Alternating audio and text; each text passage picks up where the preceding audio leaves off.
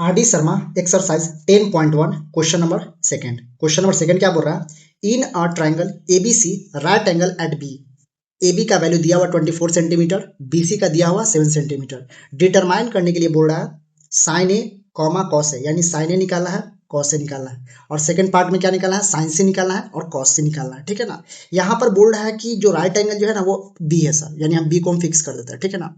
उसके बाद अभी इसको सी मानिए या चाहे इसको ए मानिए, ठीक है ना, जो मानना है मान लीजिए, क्योंकि एक फिक्स है तो हम इसको ए मान लिए, इसको सी मान लिया। आपके पास गिवन है ए बी का वैल्यू दिया हुआ, ए बी का वैल्यू कितना है सर 24 सेंटीमीटर और बी सी का कितना है 7 सेंटीमीटर।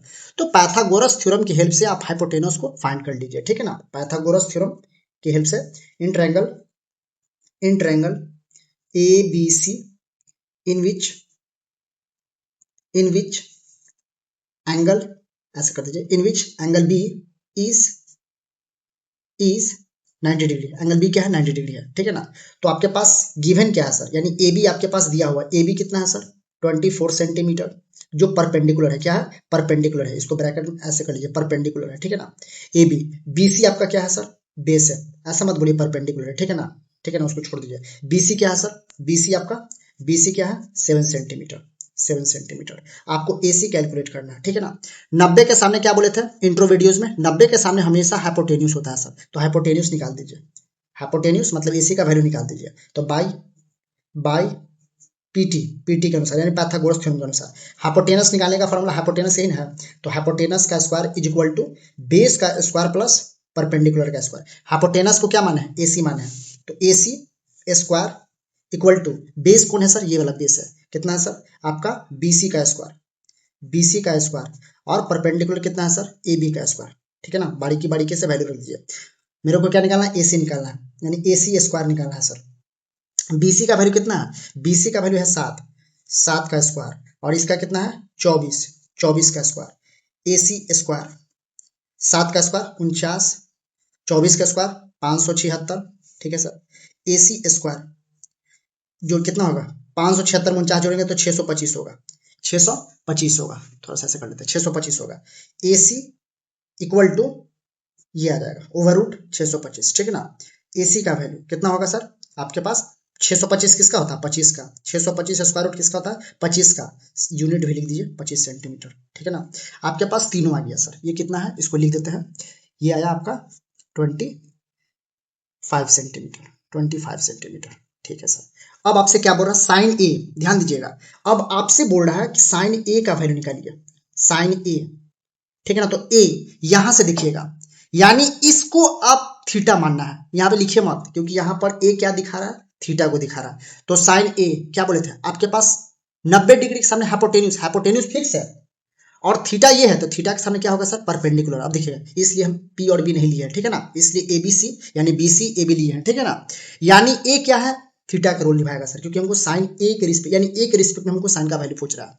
तो साइन ए थीटा के सामने क्या होता है सर परपेंडिकुलर, तो परपेंडिकुलर इस पर कौन होगा सर BC होगा, ध्यान दीजिएगा BC होगा।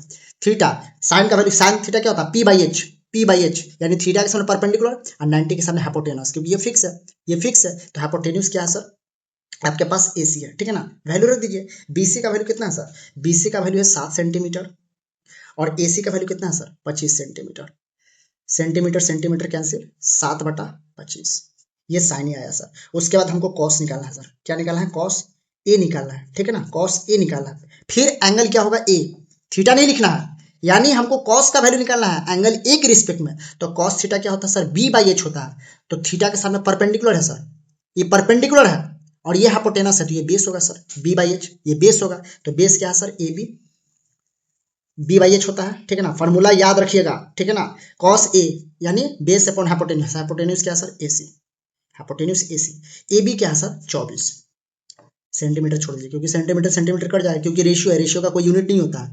कितना हो गया सर AB, और AC का वैल्यू क्या है 25, यानी कॉस ए का भी वैल्यू आ गया 24/25। अब हमको साइन सी निकालना है, ध्यान दीजिएगा साइन सी।